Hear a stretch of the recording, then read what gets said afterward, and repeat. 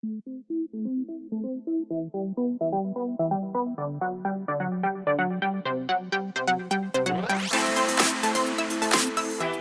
everybody, this is Graeme. Today I'm going to be looking at my top 10 games from 2025.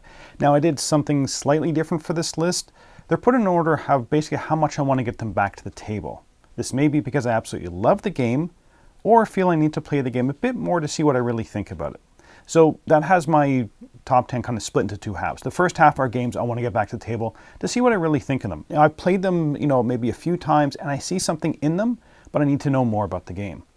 The top 5 games, though, are the ones that I know that I love. So with that quick intro, let's get into my top 10 games of 2025. My number 10 game is one that I'm about halfway through and one that I had high hopes for coming into it. This is called Ministry of Lost Things from Post Curious. Now I have loved some of their other puzzle games, including The Light and the Mist and the Morrison Game Factory.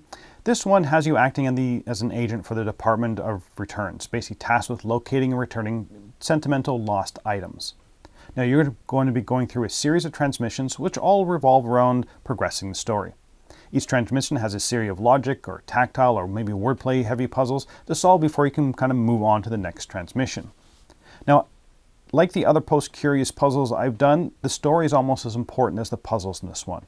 The game is telling an emotional story that compels you on to basically go on to the next transmission. Although I've not finished the game yet, it is one that I want to find out what happens, and to do that, I kind of need it to get it back to the table. Now this one is a bit more approachable than the other puzzle games I played from Post Curious, in so much as this one basically has a path to follow. You start with transmission 1 and you kind of work way through them, which means that it's more focused on the story and the puzzles instead of trying to figure out basically what you do next. I think I prefer the more open ones, but this is still very enjoyable, and my number 10 from 2025. My number 9 is one I want to get back to the table because I'm intrigued by the puzzly aspect of the game. But this is a different type of puzzle than the previous one. This one is called A Place for All My Books. In this one, you're going to be a homebody bibliophile who gains joy from sorting, reading, and arranging books in your apartment. This combines worker placement and kind of goal fulfillment. There are two main areas for worker placement.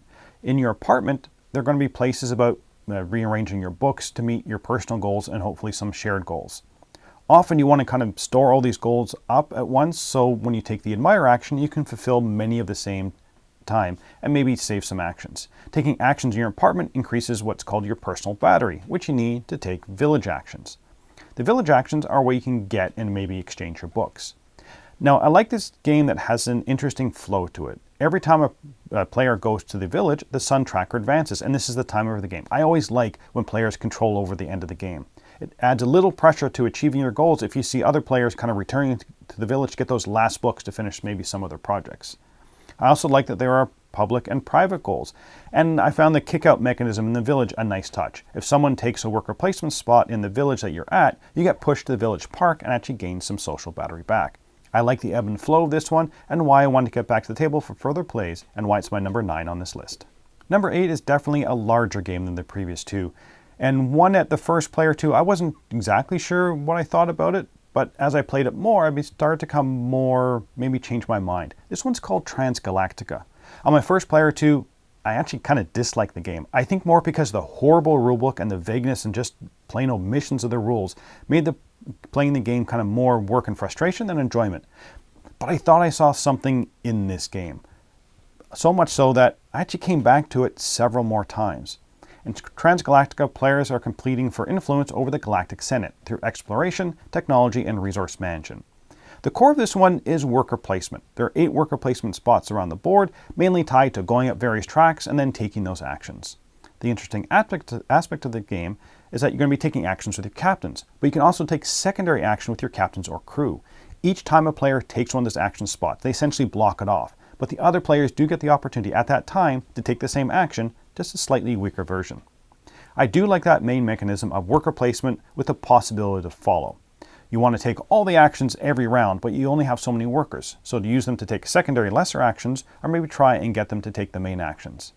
As you discover more planets, there are more options for more worker placement spots to open up, possibly, where you can maybe put your crew to take actions, as your crew can only be used to take the follow action on the main board. Now, this game does have a lot of problems, and the rulebook being one of them, and I'm not exactly sure where this game is balanced. Many games I've played, there's been a wide divide between 1 or 2 players and the rest of the players, and that may be just down to experience. There is a relatively high player interaction in this game. You're fighting for planets, for Senate seats, and even the worker placement spots you're kind of racing to get.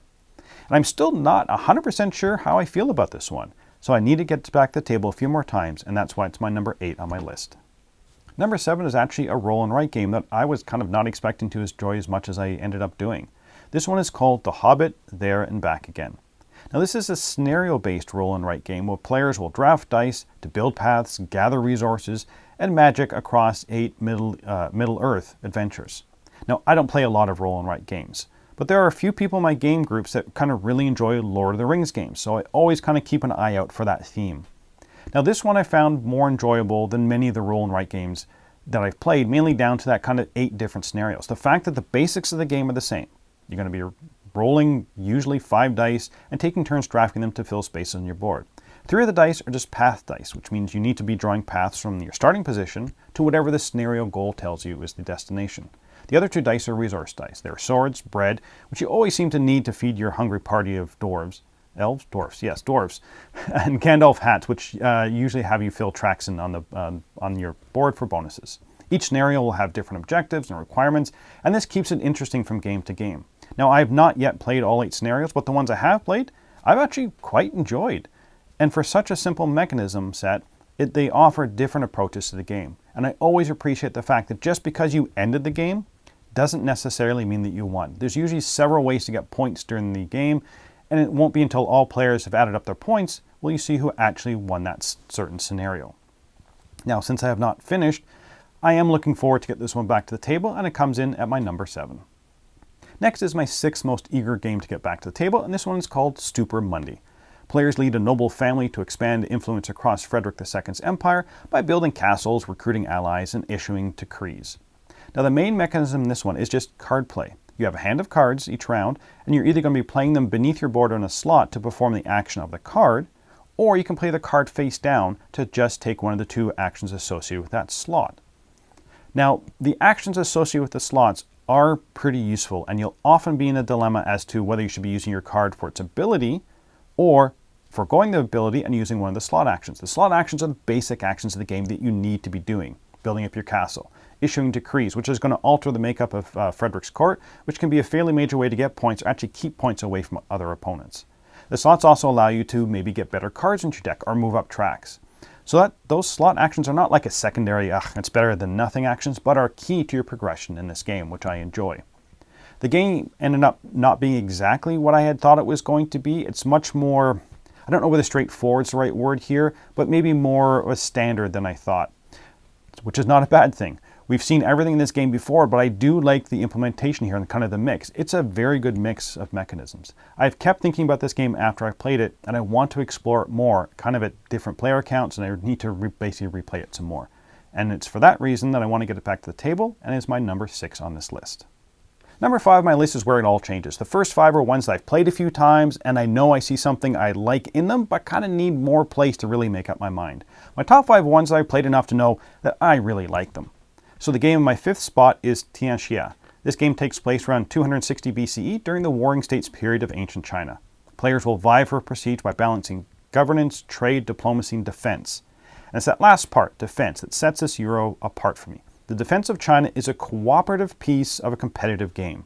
You'll be needing to build the Great Wall and send troops to stop the Mongol hordes from rampaging through the villages where you have your administrators. And that's one of the key things. The main mechanism is placing out one of your action discs in the region. If there's already an action disc there, you have to pay coins, of course, like a lot of other Euros. Each action spot is aligned with one of the temples, so you get to go up that temple track. Each region will also usually have a secondary ability, like converting one raw resource into a refined resource, or it could just be get some raw resources. Then you can do the action in the region where you place your action disc. Usually, place an administrator in a building to get the rewards and maybe get ongoing or income rewards for that. There's also an option instead to place your action disc in the military spot. Here you can build new walls or add troops. Each region has its own defense, so you can decide where your military strength goes. At the beginning of each round, you're going to see how close the Mongol hordes are getting and kind of what their strength is. If they have reached the wall, then at the end of the round they're going to attack. If the military doesn't stop them, they're going to start to ransack the buildings kind of in order. There are tracks to race up to get rewards first. There are ships you want to deliver goods to, again in a race against the other players. And the game is not nearly long enough to do everything you want, so you need to focus on what you want to achieve during the game with each action. Now, I never feel like I do well in this game because I never feel like I've made all the right decisions, because often you have to pivot to change focus because of what the board situation is. And that's why I want to get back to the table and why it's my number 5 on this list. Number 4 is actually third in a series of games. The first one, Merv, I liked. The second one, Senkori, I loved, so I had high hopes for the third, and that is AR. Set in a pre-Columbian Andes, you're basically guiding the ARs, a pair of brothers and sisters, across the land spreading knowledge to the people. You'll pick which brother to move, then take an action in one of the spaces behind them. There's only 4 possible actions that could be behind each brother each turn, and they're all pretty straightforward in their function. But there are 2 things that I really enjoy about this one. First is that retiring mechanism. At the end of each round, one of the brother-sister pairs will retire, and you'll lose the ability to choose them in the next round. You start the first round with 5 actions, then 4, until the last round you only have 2 actions to take and only 1 brother left to move. This makes this game a lot about timing. You want to place out your scoring temples early to get the bonus when they're triggered, but you also want them to be triggered as late as possible in the game so you can get their scoring to the maximum. And that's my actually second favorite thing about this game, the scoring. Each round you're going to be scoring sun points during the day phase, hopefully, and moon points at night. Sun points are cumulative on a personal dial. At the end of the round, you're going to be adding your dial points to your sun marker. Moon points are only scored during the night phase, but a single moon scoring will probably get you more points than a single sun scoring. At the end of the game, whichever is your lowest marker is going to be your final scoring. Now, often in this game, your first moon scoring might be little or maybe no points at all, as you usually have to make the call about which items you want to focus on. And that's such an agonizing decision to be made basically so early in the game. Because this game comes all done to basically controlling timing as much as possible while making these interesting decisions. Each time I play this game, I'm trying to maximize my points from different sources. Is it better to get some points in every scoring phase, or maybe it's better to put all your energy into 1 or 2 and forego the first 2 scorings? The game is also very quick. 3 to 4 players is usually done in about an hour, maybe an hour and a half. Perfect for a weeknight thinking game, and why I want to get this one back to the table and try to do better than the last time I played, and why it's my number 4. Number 3 is from a designer whose games I always want to play. I don't like them all, but the ones I do like, I really like. This one is called Covenant. Players are the leaders of dwarven clans who are trying to reclaim their ancestral mountain from the dark forces. This one is all done through worker placement and going up tracks. How thematic. You have a personal worker placement spots on your board, and you can get more than by crafting tools during the game. The main actions are kind of nice and straightforward. Excavate, build, fight, and transport within the mountain. There are several things you want to be doing, like opening up more passages to get more resources, defeating monsters to get their rewards, and building up your monuments. Of course, you never have enough time for all of this, but you can get a good engine going, which is kind of what I like in games. And what really got me excited for further plays is the fact that you get more worker placement spots as you're going to be opening up.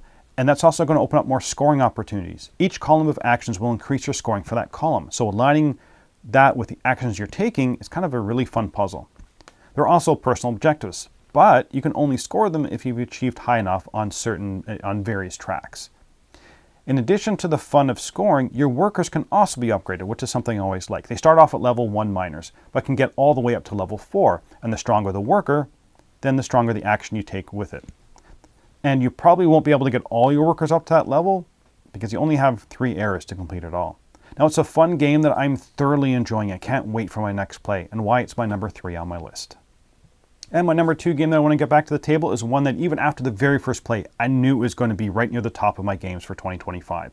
This is Galactic Cruise. Players are interstellar entrepreneurs competing to build the most prestigious cruise line in the galaxy. You're not exploring the galaxy for new stars. You're doing it to pamper passengers, upgrading your fleet, and outmaneuver rival cruise lines. The theme is a satirical, retro-futuristic take on luxury space tourism. What has this game on number 2 spot is the worker placement piece.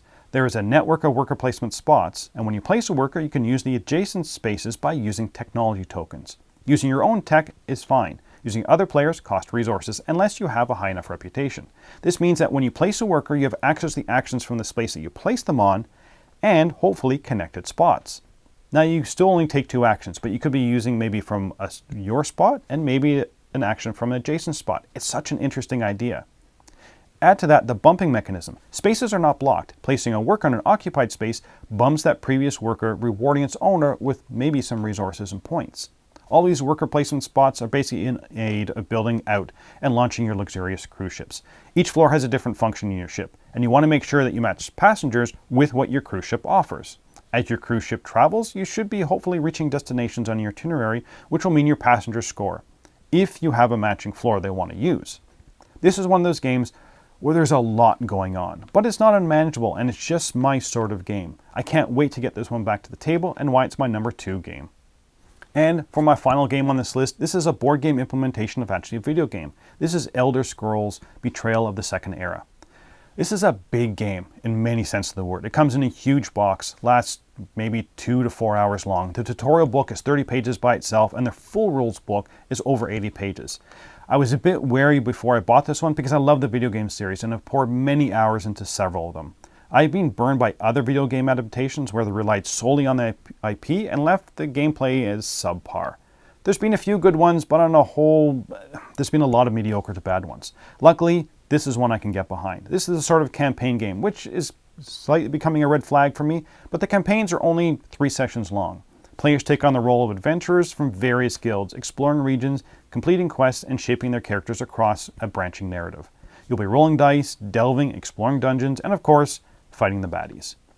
As the campaign progresses, you can use your experience points to customize your character with several options, which means even playing the same class many times, you could end up with different builds. Each time you go through a campaign, you're going to have the opportunities to do different things to keep the game engaging. Now, I was worried that this was just going to kind of scratch the surface and you'd have to buy, several expansions to really get the most out of this game system. But I think I basically have enough in the huge box to keep me going for quite a while. And I'm so looking forward to my next foray into this world, and that is why it's my number 1 spot on this list. So there you have it, my list of 10 games that I'm eager to get back to the table. It is, at this point in time, my favorite games of 2025, but you never know. After a few more game sessions of each, some positions might swap, new games might come on, and others fall off. Galactic Cruise is so incredibly close to Elder Scrolls, a few more games of each may have them swap paces. Which reminds me, I need to go play something. So until next time, thanks for watching.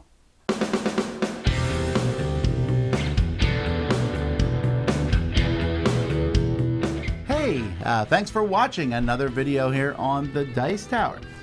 We really appreciate you stopping by and checking our things out. Thanks so much for joining us today. And hey, if you really like what we're doing here at the Dice Tower, then there are different ways to support the Dice Tower. One of those ways is through Patreon. We have links in the description to this video, and we have links to lots of other things we do down there, so definitely check it out. But either way, we're glad you watched us. Tell your friends about the Dice Tower. Until next time, though, I'm Tom Vassell, and I hope you enjoyed this video.